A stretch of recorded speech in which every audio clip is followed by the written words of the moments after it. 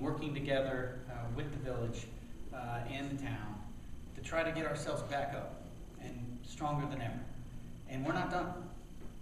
I mean, we're convening today. There's been some progress, but this is going to be it's going to be a longer term process.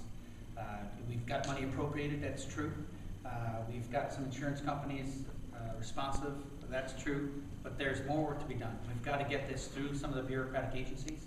Now that it's been appropriated, we need to take it all the way in. And but you know what? As you know, the senator and assemblyman mentioned, what an incredible community this is. You know, just so incredibly strong, so incredibly blessed that you know, walking the streets after the storm and seeing the families that were hit, and their biggest concern was how their neighbors were doing. You know, I mean, incredible.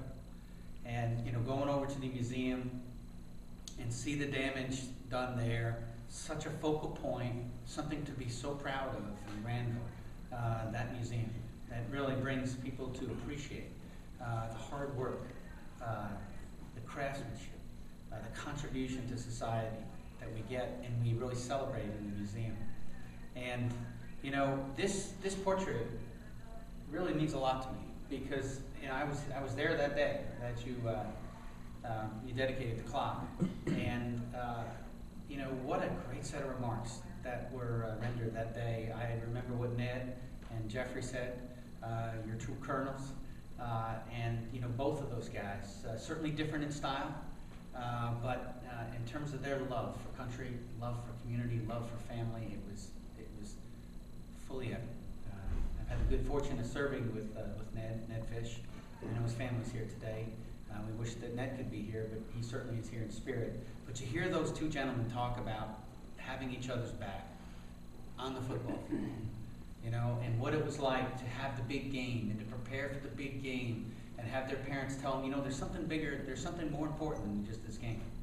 And talking about veterans, you know, and the clock. And remember Jeffrey talking about the trees and really the stability of it all.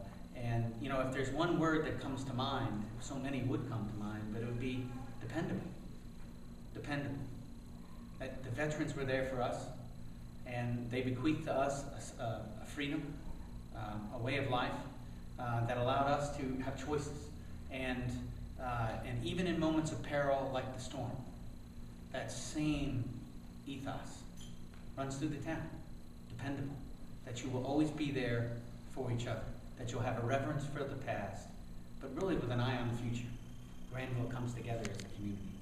And so, you know, all I can tell you is we're going to continue to work together going forward to get this done right.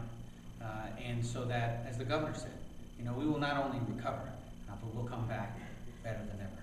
So thank you very much for this day, and thank you for all days. It's great to be with you today. Thank you. Thank you.